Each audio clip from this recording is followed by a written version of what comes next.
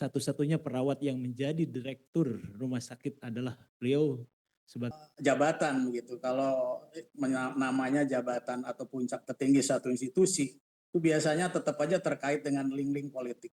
Terima kasih, itu aja.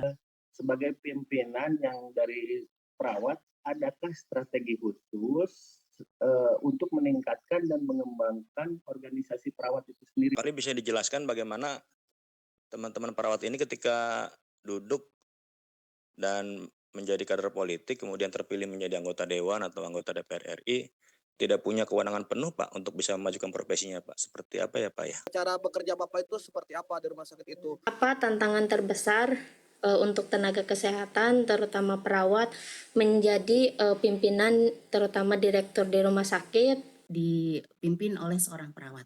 Itu pertanyaannya, bagaimana yang sekarang Pak Yan hadapi? Terima kasih. Assalamualaikum warahmatullahi wabarakatuh. izin bertanya Pak Direktur, bagaimana memperluas kewenangan klinis perawat?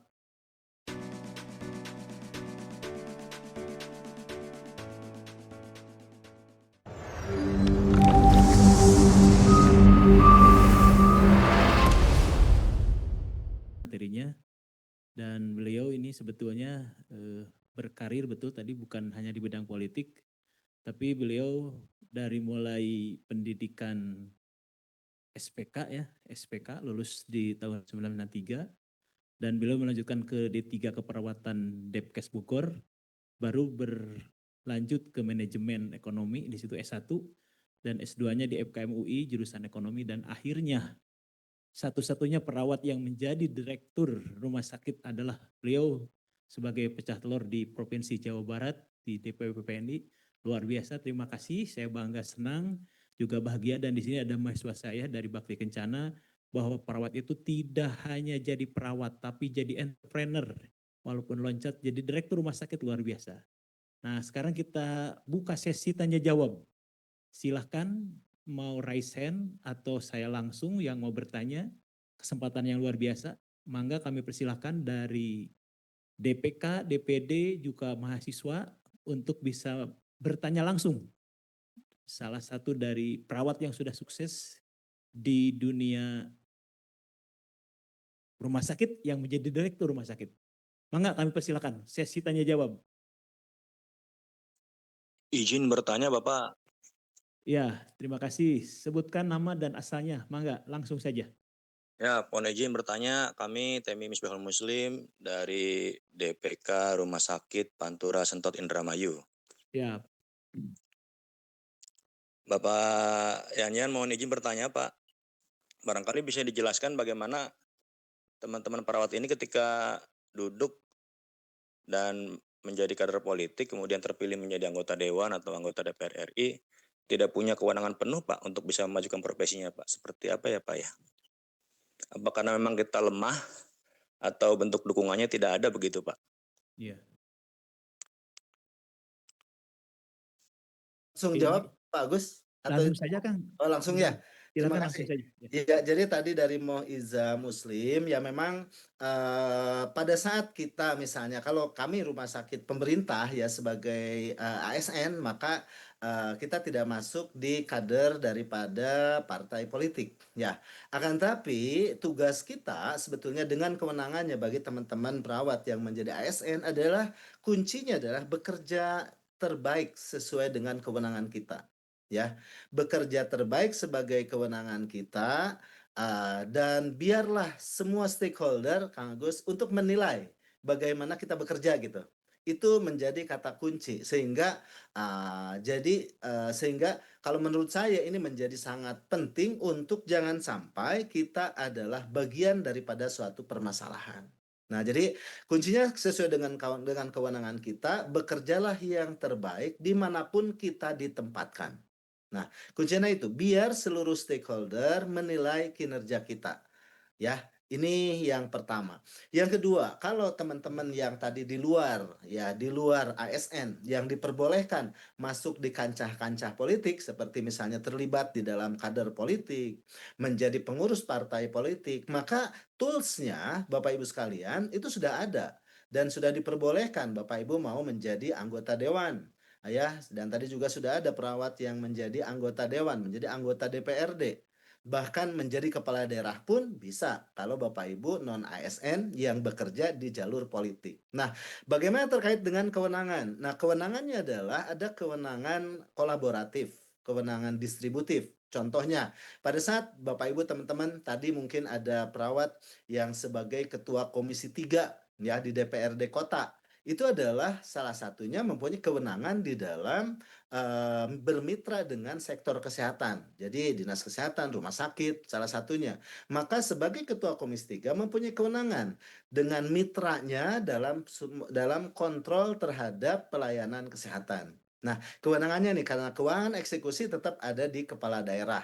Nah, tapi kewenangan kontrol, kewenangan budgeting, nah ini ada melekat di teman-teman DPRD. Ya, kalau tadi untuk jabatan politik ya seperti kepala daerah, ya itu mah udah jelas ya melekat. Kalau perawat misalnya sebagai partai politik nanti mencalonkan menjadi kepala daerah, itu kewenangannya sudah jelas. Menurut saya seperti itu, Kang Agus. Untuk pertanyaan dari Moiza Muslim tadi dari rumah sakit, dari Patrol Kuningan, dari Patrol Indramayu. Ya, terima kasih Kang. Ada lagi yang mau ditanyakan langsung? Masih ada waktu? Silakan. Baik Pak, Ya, terima Pak kasih izin Pak. bertanya Pak.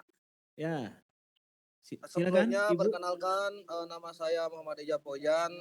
Saya Ketua Umum Ikatan Mahasiswa Muhammadiyah Sukabumi sekaligus mahasiswa S1 Keperawatan Universitas Muhammadiyah Sukabumi. Bapak izin bertanya bagaimana tips cara Bapak di saat sekarang hari ini menjadi direktur rumah sakit, maksudnya politik cara bekerja Bapak itu seperti apa di rumah sakit itu, biar kami mendapatkan ilmu bagaimana kita di saat bekerja itu pas sekarang Bapak udah jadi direktur begitu Bapak, jelas. Ya, terima kasih ya tadi dari UMI ya, Universitas Muhammadiyah Ya Sukabumi, betul. satu keperawatan. Ini prakteknya salah satunya di kami di Rumah Sakit Samsudin. Jadi bagaimana cara bekerja ya kami lah sebelum menjadi direktur. Ya tadi sudah banyak disampaikan. Yang pertama tadi kembali lagi ya ke awal Kang Agus bahwa jabatan direktur itu ada bukan jabatan politik tapi jabatan profesional. Sehingga A sampai Z-nya ya permasalahan di rumah sakit, proses bisnis di rumah sakit sebagai core pelayanan itu kita harus memahami. Secara kata kuncinya itu, ya bagaimana regulasi perumah sakitan, bagaimana IT di rumah sakit, bagaimana tadi manajemen keuangan, bagaimana tadi terkait dengan manajemen sumber daya, bagaimana terkait dengan supply chain management. Itu semua menjadi modal di dalam kita menguasai pekerjaan. Jadi harus hafal betul pekerjaan-pekerjaan di rumah sakit. Setelah kita mengetahui permasalahan-permasalahan di rumah sakit, nah maka yang berikutnya sesuai dengan kewenangannya, maka kita harus belajar mengasah pisau analisis untuk pengambilan keputusan. Ya, pada saat kita pengambilan keputusan, nah di situ pisau kita akan terasah dan di situ stakeholder akan menilai dari semua kebijakan yang kita ambil. Nah, itu dua modal yang menurut saya kuasai semua pekerjaan, semua jenis pekerjaan, asah pisau analisis pengambilan keputusan untuk kita buatkan menjadi evidence di dalam pengambilan keputusan. Setelah itu, silahkan orang menilai bagaimana pengambilan keputusan yang kita pilih. Sudah objektifkah? Ya, sudah akuntabelkah dan sudah memuaskan secara mayoritas aktor-aktor kebijakan atau belum. Pada saat itu sudah ditempuh, maka itu adalah bagian daripada ikhtiar kita. Ya, trust daripada owner itu adalah multiplier effect dari kita bekerja baik. Jadi kepercayaan dari pimpinan, ya kita diberikan amanah itu adalah multiplier effect setelah kita bekerja baik. Ya, itu kalau menurut saya, jadi dimanapun kita bertugas, bekerjalah yang terbaik sesuai dengan kemampuan dan kewenangan kita. Itu kata kuncinya, Kang Agus. Ya, terima kasih Kang Yayan, terima kasih ya Muhammad Rizal Fauzan ya sudah dijawab jelas dan padat oleh pembicara kita. Yang kedua mungkin dari Unisa di sini, Syarah Fatimah, ini mahasiswa atau dosen atau siapa ini? Assalamualaikum warahmatullahi wabarakatuh. Izin memperkenalkan diri Pak. Saya masih mahasiswa profesi nurse dari Universitas Aisyah. Ya. Saya izin bertanya kepada Pak Yan. Saya kebetulan baru tahu kalau misalnya dari tenaga kesehatan terutama perawat baru namanya tuh menjadi direktur rumah sakit gitu. Jujur saya baru tahu gitu Pak, dan selamat untuk Bapak. Kemudian pertanyaan saya, apa tantangan terbesar untuk tenaga kesehatan terutama perawat menjadi pimpinan terutama direktur di rumah sakit, karena rumah sakit ini merupakan lingkup yang besar setelah dinas kesehatan, dan pastinya rumah sakit ini banyak sekali tantangannya dari mulai para karyawannya gitu, terus sistem kesehatannya gitu. Apa yang menjadi tantangan terbesar bagi Bapak selama menjabat sebagai direktur di rumah sakit? Mungkin sekian pertanyaan dari saya. Terima kasih. Wassalamualaikum warahmatullahi wabarakatuh. Ya, terima kasih. Langsung saja Kang Yayan untuk Ya, diberikan terima kasih jawabannya. Teh Sarah Fatimah ya. Saya kira ini pertanyaan yang bagus. Jadi saya ingin menyampaikan kembali kepada teman-teman yang hadir pada webinar ini. Sekarang sudah terbit Undang-Undang 17 tahun 2023. Di Undang-Undang 17 tahun 2023 bahwa pimpinan rumah sakit dapat terdiri dari pertama ada tenaga medis. Yang kedua ada tenaga kesehatan. Namanya kita mungkin ya termasuk ya. Kita ini ada bagian daripada tenaga kesehatan. Artinya mempunyai kesempatan yang sama untuk menjadi pimpinan rumah sakit. Yang ketiga adalah tenaga profesional. Berbeda dengan waktu ada Undang-Undang 44 tahun 2009 yang menyatakan bahwa direktur itu adalah harus tenaga medis ya. Nah, sekarang itu boleh tenaga medis, tenaga kesehatan, dan juga tenaga profesional. Artinya kesempatan sudah ada, kembali lagi kepada diri kita semua. Maukah menjadi bagian dari memanfaatkan peluang tersebut untuk menjadi leader di rumah sakit? Saya kira ini kata kuncinya. Pertanyaannya adalah bagaimana sih atau apa tantangan terbesar ya? Bapak Ibu teman-teman sekalian ya, sejauh ini yang menjadi tantangan pengelolaan rumah sakit ya, khususnya rumah sakit daerah ataupun juga di dalam rumah sakit swasta, itu adalah pemahaman terhadap mikroekonomi yang saya rasakan. Pemahaman terhadap mikroekonomi. Kenapa ini katakan sangat penting? Karena pengembangan rumah sakit itu selalu berawal dari sistem remunerasi, ya. Jadi sistem remunerasi menjadi tantangan terbesar pengelolaan rumah sakit karena pada saat sistem remunerasinya tidak berhasil, jangan berharap kita bisa berbicara pengembangan rumah sakit. Jangan berharap kita bisa memperbaiki clinical governance. Ya, jadi tantangan terbesar adalah bagaimana pimpinan memahami sistem remunerasi, bagaimana sistem remunerasi rumah sakit bisa mendekati kaidah-kaidah daripada azas-azas remunerasi. Tadi azas remunerasi itu adalah kesetaraan, kepatutan, kewajaran, fairness, akuntabel, ya. Itu semua azas remunerasi. Jadi pahami sistem remunerasi, dari sistem remunerasi Bapak Ibu, teman-teman sekalian bisa bicara pengembangan. Bisa kita bicara clinical governance, kita bisa bicara mikroekonomi lainnya. Jadi tantangan terbesar adalah itu. Ya, dan saya sebetulnya sebelum menjadi direktur rumah sakit itu adalah salah satu memang narasumber terkait dengan sistem remunerasi rumah sakit. Nah, sehingga bermodalkan dengan pengalaman-pengalaman tentang sistem remunerasi di beberapa rumah sakit, ini menjadi modal untuk kita perbaiki sistem di internal. Ya, walaupun kami di Rumah Sakit Samsudin belum secara utuh untuk bisa menerapkan azas-azas remunerasi, tapi paling tidak kita mendekati fairness. Ya, tantangannya itu. Jadi bagaimana kita berkomunikasi dengan dokter spesialis gitu ya. Ini menjadi challenge tersendiri setelah kita memahami sistem remunerasi. Saya kira ini Kang Agus dan Teh Sarah ya. Ya, terima kasih. Kita masih ada waktu untuk diskusi. Ibu Sapitri ini dari DPD Majalengka. Silakan Bu, langsung Bu. Untuk yang di kolom chat mungkin nanti saya bacakan, ada satu orang. Mangga Ibu Sapitri dulu. Ya, terima kasih. Apakah suara saya terdengar, Pak Agus? Jelas Bu, sudah jelas. Assalamualaikum warahmatullahi wabarakatuh. Saya Safitri Susilawati dari Wakabid organisasi di DPD PPNI Majalengka. Kebetulan kami di Majalengka dan saya pun bekerja di RSUD Majalengka. Di tahun 2006 kami juga sudah memiliki direktur dari keperawatan dan setelah 2 tahun beliau pun menjadi kepala dinas di Kota Majalengka. Dan saat itu undang-undang belum mendukung, Pak, sehingga perjalanannya yang saya rasakan karena saya sebagai salah satu anak buahnya yang ada di Rumah Sakit Majalengka itu sangat ada tekanan-tekanan dari profesi kita, yaitu dari khususnya profesi dokter. Nah, dengan adanya undang-undang yang sekarang, apakah tantangan itu masih tetap dirasakan ataupun kesenjangan itu? Karena pada dasarnya teman sejawat kita dari kedokteran itu sepertinya enggan untuk dipimpin oleh seorang perawat. Itu pertanyaannya, bagaimana yang sekarang Pak Yan hadapi? Terima kasih. Assalamualaikum warahmatullahi wabarakatuh. Ya, mangga Pak Yan langsung saja Ya. dijawab.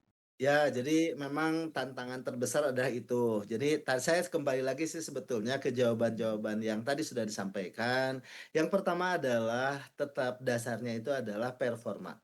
Kinerja kita, Bu. Jadi kinerja kita lah yang harus baik.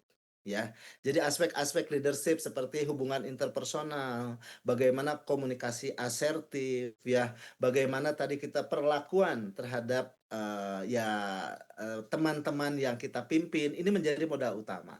Bagaimana pengambilan keputusan yang berbasis evidence, yang objektif, yang akuntabel, ini menjadi modal yang sangat penting. Ya, kalau sekarang karena undang-undangnya sudah memperbolehkan, nah sehingga memang ini relatif tidak ada permasalahan, selagi kinerjanya baik. Ya, tapi kalau kinerjanya tidak baik kan boleh jadi kita ini akan disomasi mungkin ya, kita ini akan dibuat satu distrust oleh teman-teman baik keperawatan ataupun juga profesi lain. Jadi modalnya adalah bekerjalah yang terbaik sesuai dengan kewenangan kita, biarlah orang-orang yang menilai ya multiplier efek dari pengambilan keputusan yang kita ambil. Selagi kita tetap menjalankan regulasi, selagi kita tetap bekerja secara objektif, insya Allah semua profesi akan menilai bagaimana kinerja kita. Ya, dan sekarang sudah tidak bisa lagi ditentang, ya karena kan regulasinya memperbolehkan. Seperti itu Ibu dan Kang Agus. Ya, terima kasih. Pak, izin Pak menambahkan Pak, apakah memang dokter tuh merasa gengsi ya Pak jika dipimpin oleh perawat Pak? Tidak seperti itu. Jadi dalam hal ini kita menempatkan kapasitas sebagai pimpinan, ya kita direktur.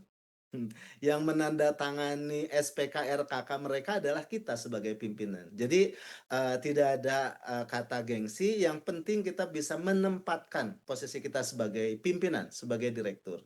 Seperti itu ya Kang? Ya. Terima kasih. Ini ada yang di kolom chat mungkin satu dari Pak Urip Rahayu. Izin bertanya Pak Direktur, bagaimana memperluas kewenangan klinis perawat? Itu dari HIPMEBI Jabar. Mangga. Ya. Oke. Teman-teman sekalian, yang terkait dengan SPK RKK, surat penugasan klinis dan rincian kewenangan klinis, itu bagaimana memperluas? Memperluas adalah dengan sertifikasi. Ya, jadi kalau misalnya ada perawat yang ikut fellow untuk penanganan perawat di kateterisasi jantung, maka ikut saja pelatihannya, ikut saja fellow-nya untuk keperawatan. Setelah ada sertifikat kompetensinya, nanti akan ditambahkan dalam bentuk RKK tambahan.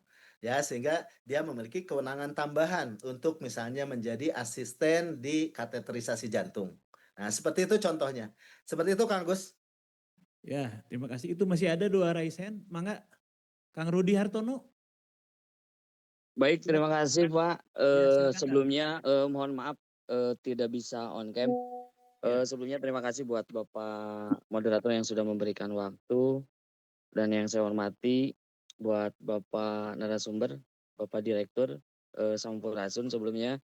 Mungkin ada beberapa pertanyaan, izin perkenalkan sebelumnya ya Pak, nama saya Rudi, asal dari DPD Kabupaten Tasik dan salah satu mahasiswa S2 di Semarang. Mungkin terkait dengan aktor politik di rumah sakit Pak, mungkin banyak dinamika yang muncul terkait pada aktor politik di rumah sakit yang mana mungkin melibatkan interaksi konflik antara berbagai pemangku kepentingan atau stakeholder. Mungkin yang kami tanyakan terkait Bapak selaku direktur di salah satu rumah sakit, mungkin ada beberapa teman sejawat kita yang mungkin ditempatkannya bukan di bidangnya atau di ranahnya. Ya mungkin itu kan dalam artian ada kepentingan atau ada dinamika yang lain, apakah itu tentang pejabat atau pemerintah gitu. Nah mungkin yang saya tanyakan terkait kebijakan dan kewenangan Bapak selaku direktur yang akan dilakukan atau yang dilaksanakan terkait hal itu bagaimana Pak?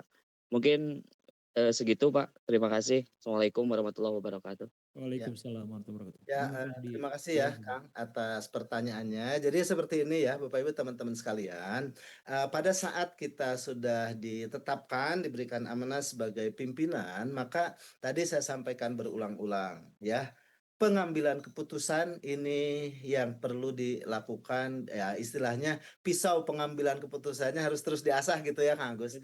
Jadi jangan sampai juga misalnya kita selaku pimpinan, wah karena saya direkturnya perawat. Nah, sehingga saya angkat kabid ini perawat. Ya, kabag itu perawat, kepala instalasi itu kepala instalasi. Tidak seperti itu. Tapi tetap kita harus menentukan rule daripada pengambilan keputusan kita. Kita harus buatkan evidence. Misalnya contoh, kita menetapkan bahwa standar kompetensi untuk kepala instalasi ini adalah ini gitu.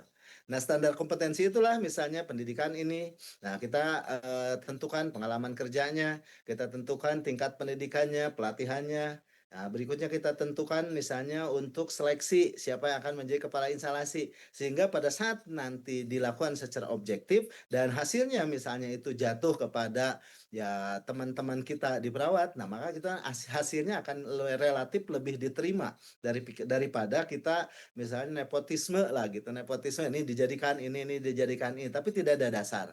Nah, jadi kalau atas hal ini saya berpendapat untuk tadi bagaimana kita membuat satu identifikasi daripada seluruh stakeholder, maka dibuatlah pengambilan keputusan itu secara terbuka dan secara transparan serta objektif berbasis daripada evidence ya. Sehingga pengambilan keputusan kita ini akan diakui lah secara kehandalannya oleh semua stakeholder, termasuk dari profesi-profesi lain di rumah sakit.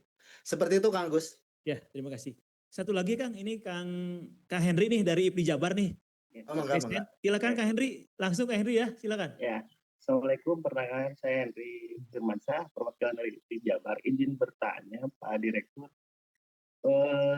sebagai pimpinan yang dari perawat, adakah strategi khusus untuk meningkatkan dan mengembangkan organisasi perawat itu sendiri, Pak? Terima kasih. Oke.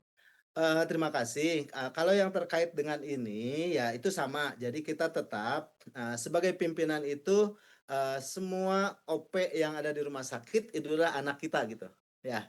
Nah, itu anak kita. Jadi jangan kita diskriminatif. Secara prinsipnya seperti itu. Jangan kita diskriminatif. Nah, misalnya contoh, karena saya perawat misalnya kan untuk anggaran pelatihan perawat saya tambah misalnya sekian persen. Nah, tapi tidak. Tapi mari kita buat pengambilan keputusan berdasarkan evidence. Contoh misalnya, di kami dokter itu misalnya adalah anggaran pelatihannya itu ada misalnya contoh 7 juta per bulan per orang. Nah, untuk keperawatan misalnya 3 juta per orang per bulan. Nah, itu adalah contoh.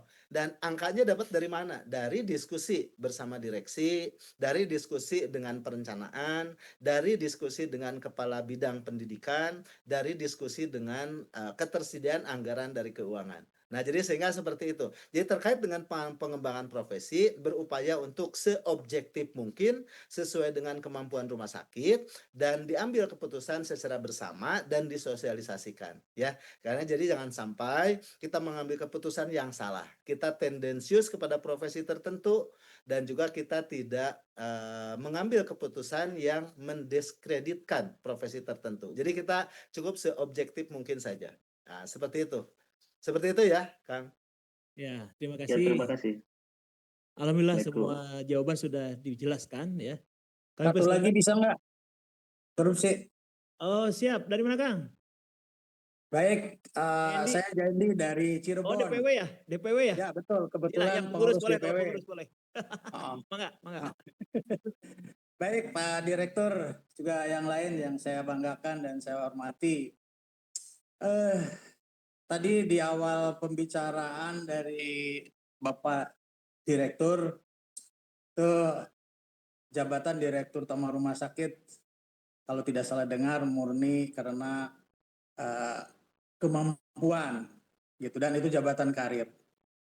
Yang saya ingin tanyakan, apakah murni hanya itu, tidak ada link-link politik begitu? Soalnya di kebanyakan tempat, di kebanyakan jabatan begitu, kalau namanya jabatan atau puncak tertinggi satu institusi, itu biasanya tetap aja terkait dengan link-link politik. Terima kasih, itu aja. Betul. Pertanyaan bagus. Silakan Kang Yanyan dibuka saja. Nah, ya saya termasuk yang tidak berafiliasi pada saat pilkada, Pak.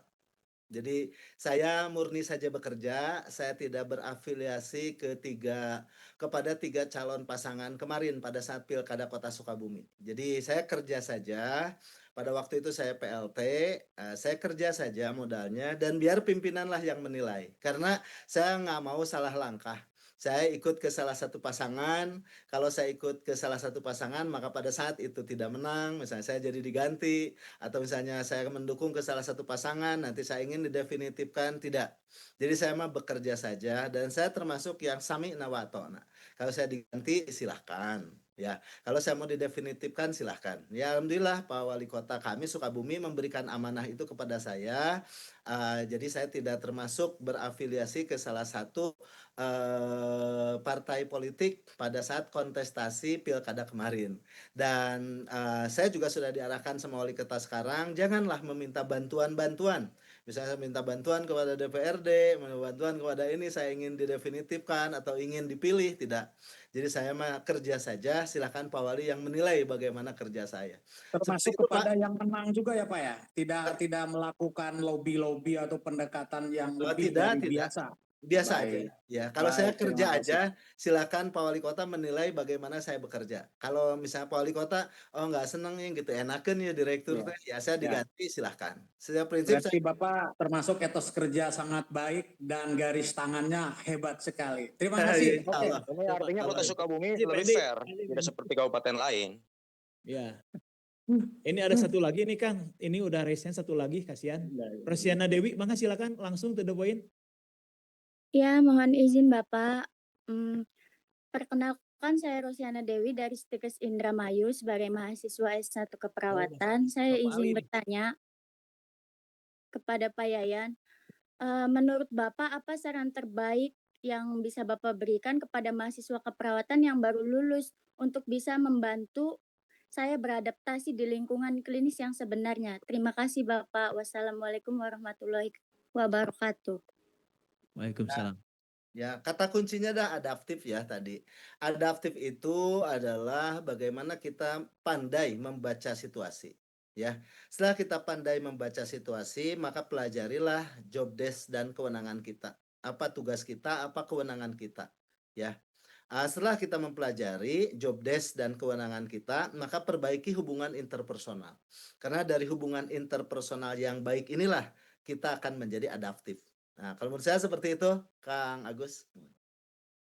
Baik, terima kasih Pak Yayan. Terima kasih Kang Yanyan dan alhamdulillah juga di sini sudah hadir Profesor Dr. Agus Subagio, Sarjana Ilmu Politik, Magister Sains sudah hadir. Selamat datang, Prof. Dan kita putar dulu video sertifikat mungkin dari panitia buat Kang Yanyan ya. Direktur kita perdana mungkin ya yang dari perawat. Terima kasih Kang.